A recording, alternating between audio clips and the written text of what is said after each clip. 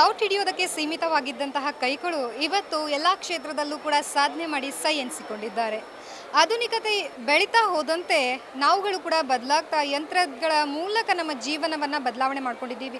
ಆದರೆ ಇವತ್ತಿನ ದಿನ ಬಾಲಕರಿಗೆ ಬಾಲ್ಯದಲ್ಲಿ ಏನೆಲ್ಲ ಅವರಿಗೆ ಬೇಕು ಅನ್ನುವಂತಹದ್ದನ್ನು ನಮ್ಮ ಸರ್ಕಾರ ನೀಡ್ತಾ ಇರುವಂಥದ್ದು, ಅದರ ಸಂಪೂರ್ಣ ಮಾಹಿತಿಗಳನ್ನು ಈ ಸ್ಟಾಲಲ್ಲಿ ನಾವು ನೋಡ್ತಾ ಹೋಗ್ಬೋದು.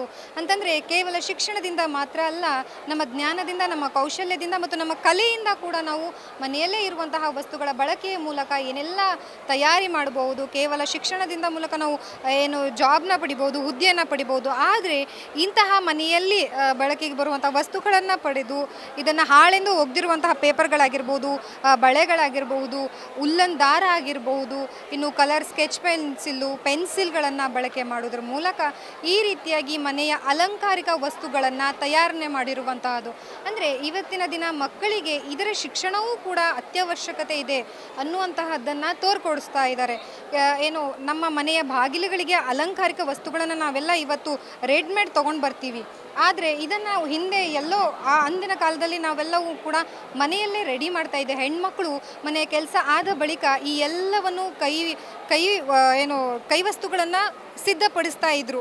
ಸೊ ಇವತ್ತಿನ ದಿನ ಕೂಡ ಸರ್ಕಾರಿ ಬಾಲಕರ ಬಾಲಮಂದಿರ ಮತ್ತು ಸರ್ಕಾರಿ ಬಾಲಕಿಯರ ಬಾಲಮಂದಿರದ ಮಕ್ಕಳುಗಳು ತಯಾರಿ ಮಾಡಿರುವಂತಹ ಪೋಸ್ಟರ್ಸ್ಗಳು ಇವೆಲ್ಲವೂ ಕೂಡ ನೀವು ನೋಡ್ತಾ ಇರ್ಬೋದು. ಸಂಪೂರ್ಣವಾಗಿ ಮಕ್ಕಳೇ ತಯಾರಿ ಮಾಡಿರುವಂಥದ್ದು. ನಮಗೆ ಅನಿಸುತ್ತೆ ಇದನ್ನು ನೋಡಿದಾಗ ಎಲ್ಲವೂ ಕೂಡ ಮಕ್ಕಳು ತಯಾರು ಮಾಡಿದ್ದಾರೆ ಅನ್ನುವಂಥದ್ದು ನಮಗೆ ಎಲ್ಲೂ ಕೂಡ ಗೊತ್ತಾಗಲ್ಲ. ಅವರ ಕೌಶಲ್ಯ ಮತ್ತು ಕಲೆಯನ್ನು ಗುರುತಿಸಿ ಅವರಲ್ಲಿರುವಂತಹ ಕೌಶಲ್ಯಕ್ಕೆ ಮತ್ತಷ್ಟು ಸಾಥನ್ನು ನೀಡುವಂತಹ ಕೆಲಸ ನಡೀತಾ ಇದೆ ಅಂತಂದರೆ ತಪ್ಪಾಗಲಾರದು. ಸೊ ಕೈಯಿಂದಲೇ ಇದೆಷ್ಟು ಬಟ್ಟೆಗಳ ಬಳಕೆ ಮಾಡಿ ಮಕ್ಕಳಿಗೆ ಬೇಕಾಗಿರುವಂತಹ ಬಟ್ಟೆಗಳು ಏನು ಪ್ಯಾಂಟ್ ಆಗಿರ್ಬೋದು, ಟೀ ಶರ್ಟ್ ಆಗಿರ್ಬೋದು, ಕರವಸ್ತ್ರ ಆಗಿರ್ಬೋದು, ಪೇಟಿಕೋಟ್ ಆಗಿರ್ಬೋದು, ಈ ರೀತಿಯಾದಂತಹ ಕೈಗಳ ಮೂಲಕ ಹಣಿಯುವುದನ್ನು ಮಕ್ಕಳಿಗೆ ಇವತ್ತು ಕಲಿಸ್ಕೊಟ್ಟಿರುವಂಥದ್ದು. ಇದರ ಕುರಿತು ಸಂಪೂರ್ಣವಾಗಿ ಒಂದಷ್ಟು ಮಾಹಿತಿಯನ್ನು ನೀಡುವುದಕ್ಕೆ ನಮ್ಮ ಜೊತೆಗೆ ಇದ್ದಾರೆ. ಅವ್ರನ್ನ ಮಾತಾಡಿಸ್ತಾ ಹೋಗ್ತೀನಿ.